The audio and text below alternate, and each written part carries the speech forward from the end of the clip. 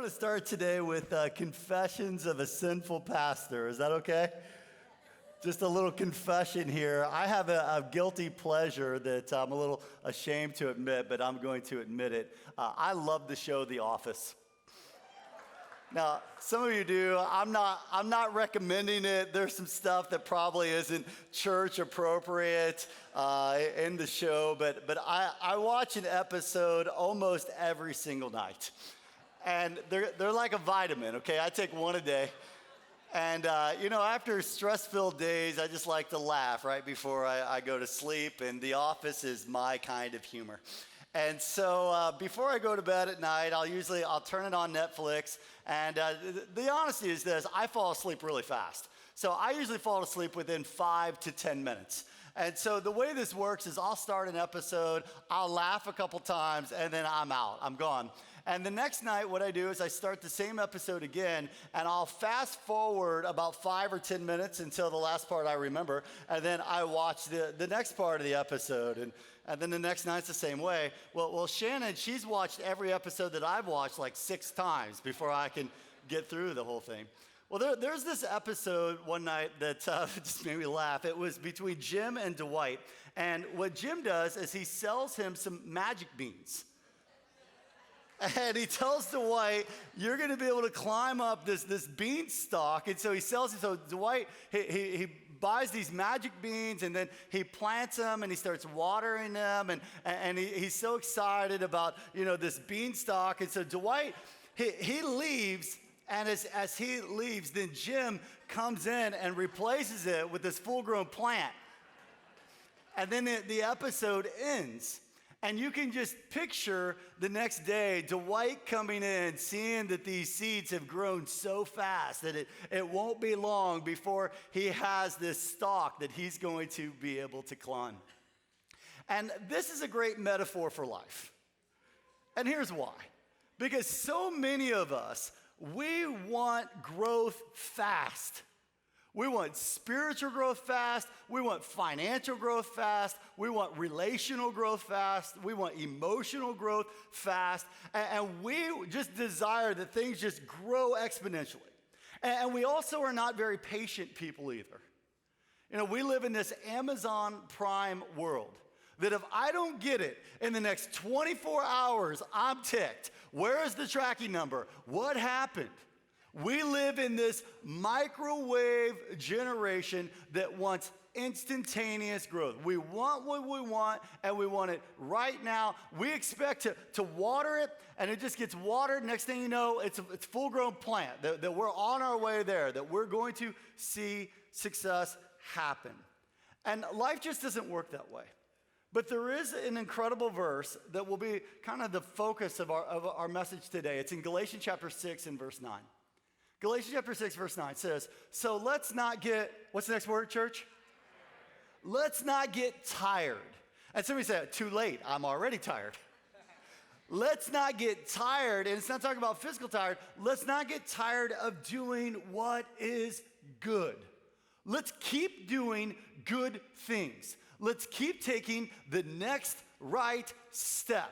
Let's keep pursuing God. Let's keep doing good things. Don't get tired of doing what's good. And sometimes you get a little worn out by doing what's good because you see other people that are doing bad and you're like, hey, their beanstalk's growing over here. Let's not get tired of doing what is good now this is the key, at just the right time. And may I remind you, God is never early. God is never late. God is always right on time. At just the right time, we will reap a harvest. It's coming. It's not going to be instantaneous. It may not happen overnight, but we will reap a harvest of, what's the next word, church? How many want to be blessed? Just raise your hand. I want to be blessed in all areas of my life. I want you to be blessed. We will reap a harvest of blessing as long as we don't give up. We don't give up. Now, we're in this series today called Swipe Right. We're talking about relationships. We're talking about marriage, the life and death power of sex and romance. We're talking to singles today. And this is based on a book called Swipe Right by Levi Lusko. And by the way, today's the final message of this series. And if you want to continue this journey on and you want to continue to grow in these areas of relationships, I want to encourage you to pick up this book. It's in our Home Point bookstore. You can be able to buy it today, and we have so many other resources in Home Point that can be able to help you. Anytime you're going through trouble, tension, transition, we have resources that are there. So I encourage you, stop by the Home Point bookstore. And also as a reminder, today's message is rated PG-13 as well too. So if you have any kids that are under the age of 13 right now, maybe you need to take a little bathroom break, okay? That would be appropriate right now. We have a great kids ministry program that they will love. We have so many people watching online as well. Want to welcome all those watching online. Can we welcome them right now? Just those watching online.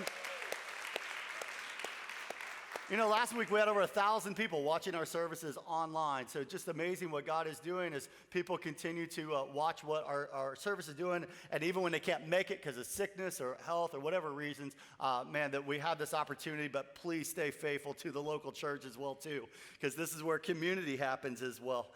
So we're going to continue on in this series called Swipe Right.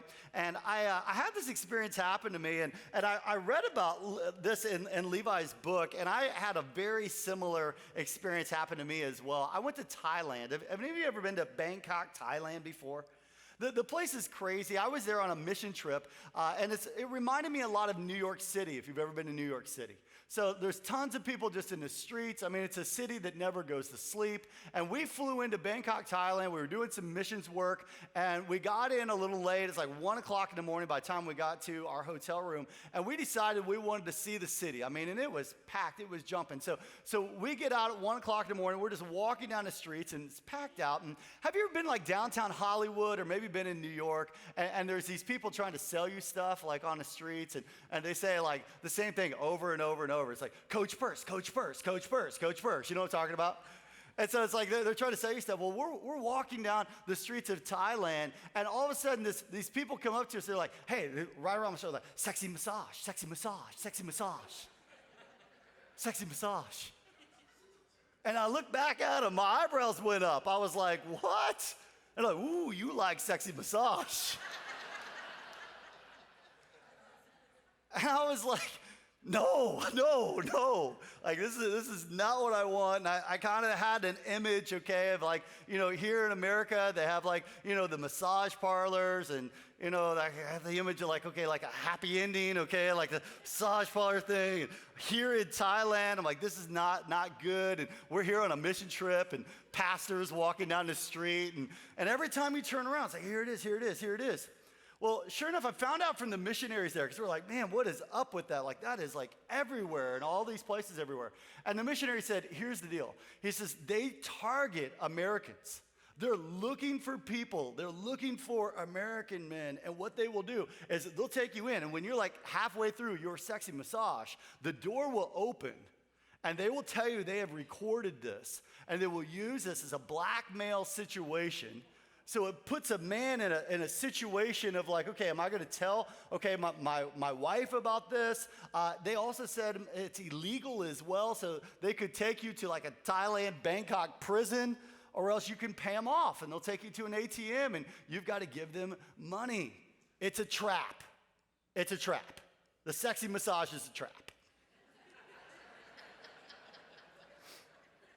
And so today, I want to talk to you about a man in the Bible. His name is Samson, who actually fell into the trap of the sexy massage. Just to give you some context of Samson's life, Samson was a he-man with a she weakness. This was a man that was strong. The Bible says that he had incredible strength, he had muscles, and he had long flowing hair. For those a little older, I kind of picture him like Fabio. Remember Fabio? Like, that's kind of the mental image I get of Samson. And Samson, you know, was this mighty warrior. And he was epic in battle. And man, he was a strategic leader. Everyone, immediately when he walked in the room, he said, there's Samson. There's something about that guy right there. So he was this incredible battle warrior. And the devil could not defeat him on the battlefield. And when the devil can't defeat you on the battlefield, he'll change tactics. So instead of defeating him on the battlefield, he says, I can't get him on the battlefield. I'll get him in the bedroom. And that's what the enemy will do. If he can't get you in the boardroom, he'll get you in the bedroom. He will change his tactics. And let me just expose some of the enemy's tactics.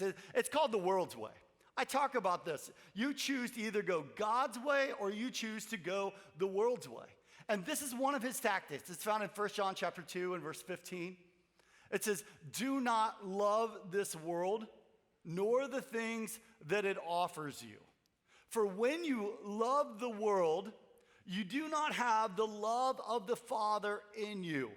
This is where you choose to go the world's way or you choose to go God's way. You choose to go your way or God's way. And say, well, what is the world's way? And here's what John said, 1 John chapter 2, verse 16. It says, for the world, it offers you a craving for physical pleasure, a craving for everything we see, and pride in our achievements and possessions. And it said, these are not from the Father. When you experience these temptations and these pullings, they're traps. They're not from God, but they're from the world. So there's another version that says this. It calls it the lust of the flesh, the lust of the eyes, and the pride of life. The lust of the flesh, the lust of the eyes, the pride of life. They are traps. And there are strong traps that are going to try to pull you in.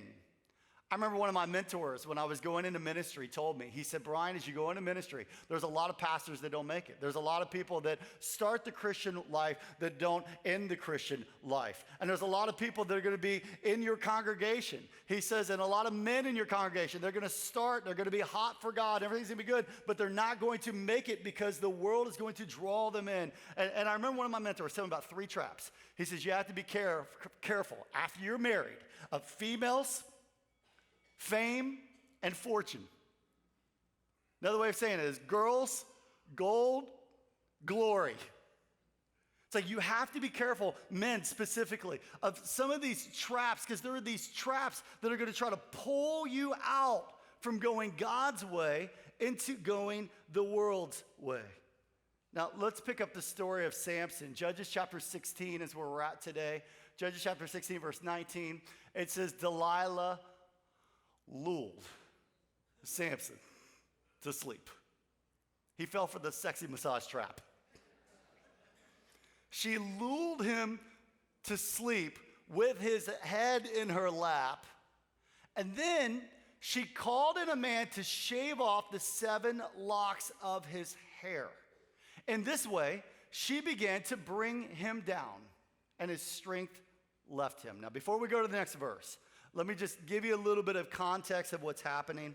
Whenever Samson was young, he took what's called the Nazarite Vow. This was an oath that he said, I'm going to choose to go God's way over the world's way. And the Nazarite vow that was given to Samson by God, it said 3 things that Samson was not allowed to do.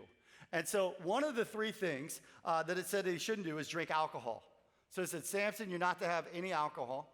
Then it said, Samson, you're also not to touch anything dead, and you cannot cut your hair. So Samson had these 3 rules of life, and God blessed him with his favor because he took this oath and he honored this oath, and he had God's hand of favor. He was strong on the battlefield. But what happened was he exposed that. He told that to Delilah. So what Delilah did was she had a trap right in the middle of the sexy massage. The door came open, and she was bringing in some guys to shave his head so that he would lose all of his strength. And it says, and his strength left him. Verse 20. Then Delilah, verse 20 on the screen, she cried out, Samson, the Philistines have come to capture you. And when he woke up, he thought, I will do as before and shake myself free. I've always been stronger. I've always been able to handle this. This has never been an issue in my life. Any Philistines can come my way, and for years and years and years, I've been able to knock them out. I've been able to defeat them. But when he woke up, I'll do as before, shake myself free. Now, this next line, I believe, is one of the saddest verses in the entire Bible. This is a sad verse. It says, but he didn't realize the Lord had left him. What a sad verse.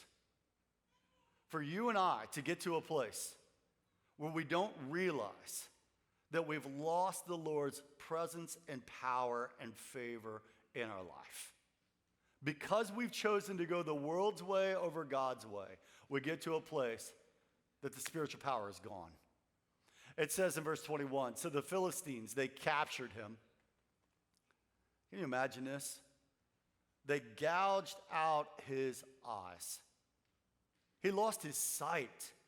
I mean, if you're going to be a leader, if you're going to win in battle, man, what do you need? You need your sight. He gouged out his sight. They took him to Gaza, where he was bound with bronze chains and forced to grind grain in the prison. For some of you today, you may feel the despair of Samson to be here and then find yourself hit rock bottom. Maybe in a small way or maybe in a large way, you can just resonate with Samson today. Some of you, your parents, have sacrificed to get you in school. But because you've chosen to go the world's way, you just squandered what your parents have given you. And it's gone, it's lost. Or some of you, because of an affair being exposed, because of some of the decisions of going the world's way instead of God's way, you've caused damage to your children, to your spouse, to your family. And you can feel the despair that Samson felt. For some of you, because of addictions, you've lost the trust of people around you. People that care about you deeply do not trust you because of your choices and decisions. And you feel like you went from here to here. For some of you, because of sleeping around, you now have a sexually transmitted disease. For some of you, because of pornography, you're at a place now where you feel loaded down with lust and a slave to lust. And you feel guilt and you feel shame. And you can relate with Samson. And I don't know what every one of you are feeling today. But I have a feeling some of you watching online and some of you that are here today, you feel like there's no hope. Some of you feel like there's no hope. You feel like that you betrayed people. You feel like you would like to have a refund on sin. That you've given up so much in exchange for so little. And you would do anything to take it back. Because now you feel like damaged goods. Now you feel like a hot mess. And some of you even today maybe have even contemplated suicide. Feel like is life even worth it any longer?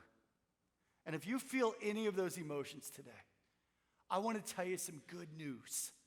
Because I want to tell you there was good news for Samson, and there's good news for you today. And I hope that you will leave here walking out of these doors recognizing it's not over. It's not over. There's good news. Let me tell you, you went from the saddest verse in the Bible, he didn't even realize that God had left him, to a verse loaded with hope. It's in verse 22. It says this. It says, but before long, catch this, his hair began to grow back. That's a verse of hope right there. His strength was connected to his hair. He lost his hair. But the good news is, after time, before long, it wasn't as long as he thought, his hair began to grow back. Let me ask you, have you ever had a jacked up haircut? You ever had one of those moments you're like, are you kidding me? I remember I was in college and I played on the basketball team, and I remember getting ready to go into like our version of like, our big game. And I had a friend of mine on the basketball team tell me he could cut hair. And I let him cut my hair. And he jacked my hair up, like right before the big game. And I had to like go out with like this hair. People were like, what happened to Brian down there? I remember it was so bad. I had so many people commenting on my hair, like after the game was over, that I went into Sport Cuts the next day. And I go into Sport Cuts, no one Sport Cut, it was Super Cuts. I needed the super cut right then.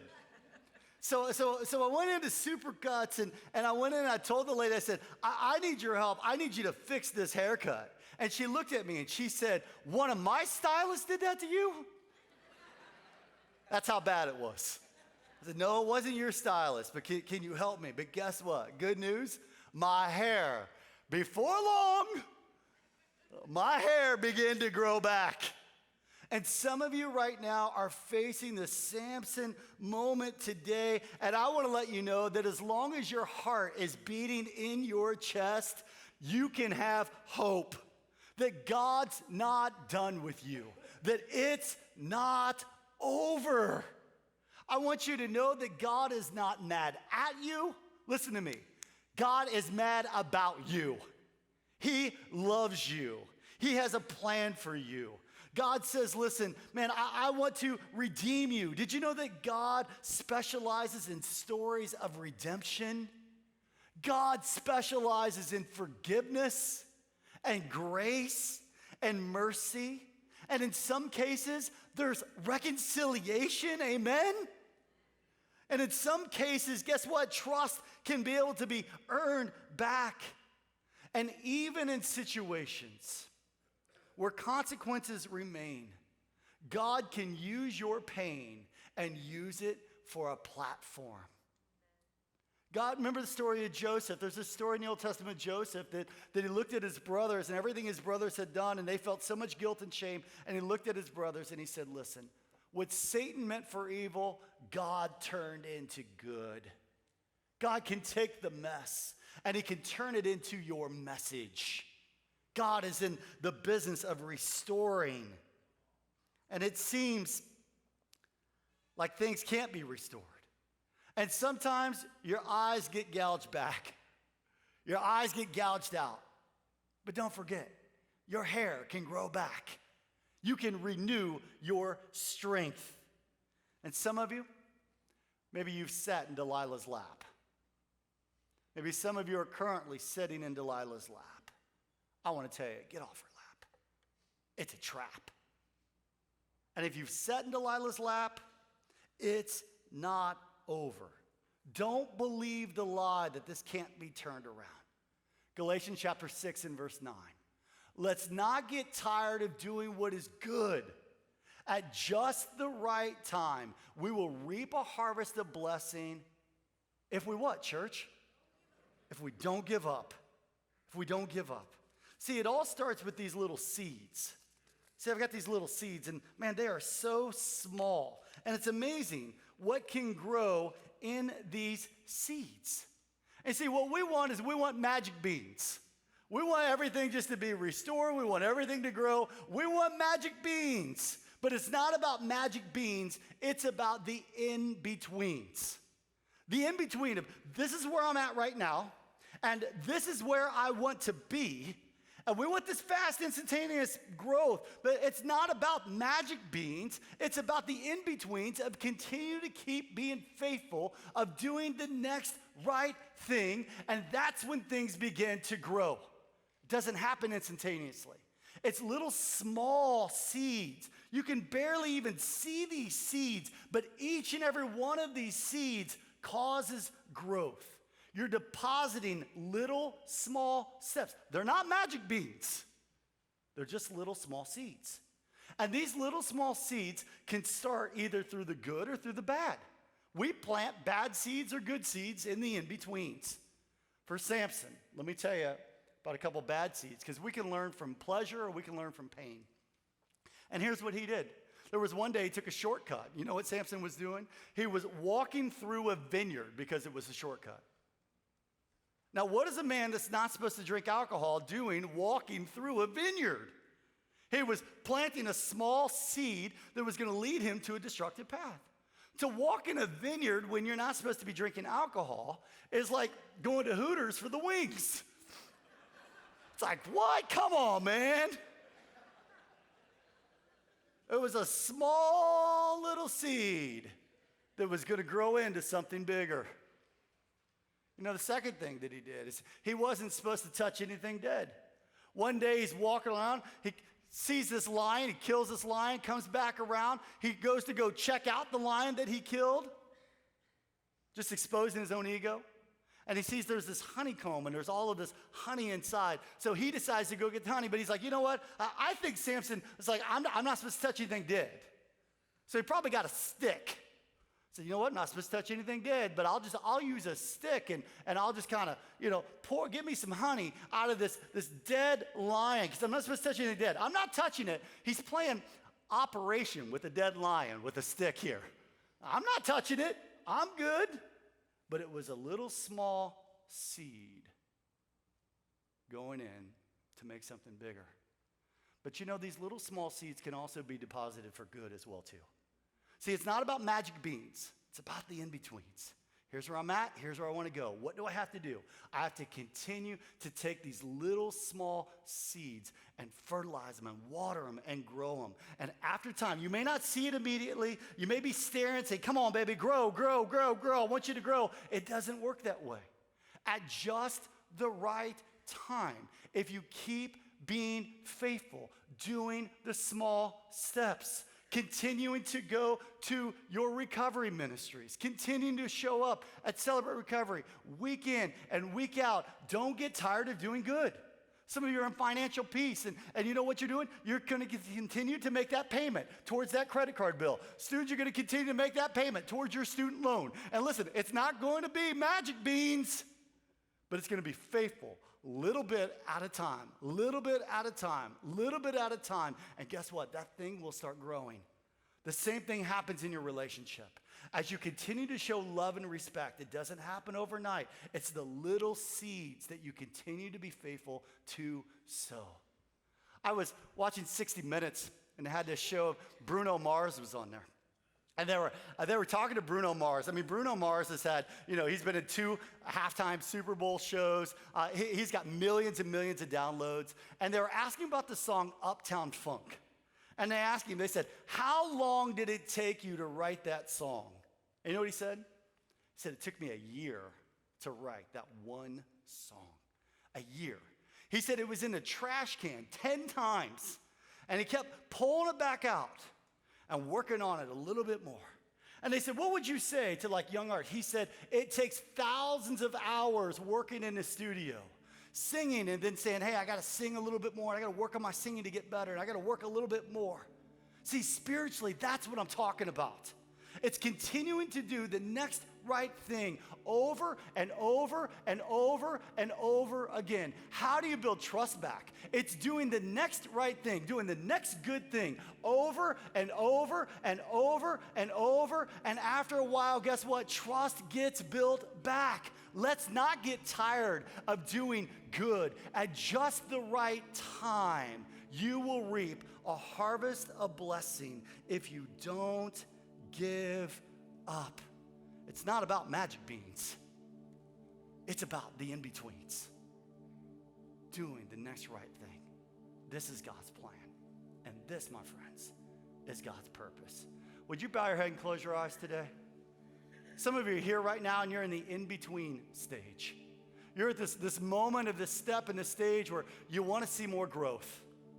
You want to see things happen quicker and faster. You want to see that relationship mended quicker.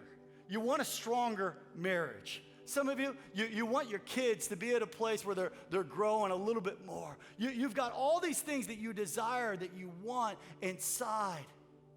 And you're tempted to give up because you don't feel like you're making progress. Can I tell you, don't give up. At just the right time, you will reap a harvest of blessing. Church, continue to stay faithful to the local church. Jesus said, don't forsake the assembling of yourselves together. Keep doing the right thing. And God says, I'm going to pour out my blessing on you. Just stay faithful. Stay faithful in your growth group. Continue to keep praying together. Stay faithful in your prayers. Don't give up. Do push prayers. P-U-S-H. Pray until something happens. Say, I'm not giving up until God does something. I'm going to be faithful. It's not about magic beans. It's what you're doing in the in-between.